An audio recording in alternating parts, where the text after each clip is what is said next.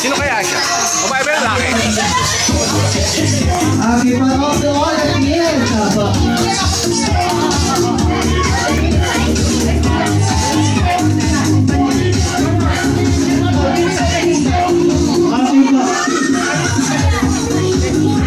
In behalf of Ma'am Erica and Adam po, thank you sa message na tayo, ma'am. Message. Thank you so much po sa lahat ng umaten. Pakisabi po sa mga magulang. Maraming salamat sa pagkakatiwala nyo at yung bata lang ang pinapunta.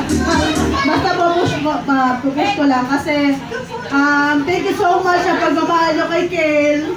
Kasi si Kel uwi ng Pinas. So thank you so much for loving him. Basta, thank you sa inyo. Thank you. Bye-bye.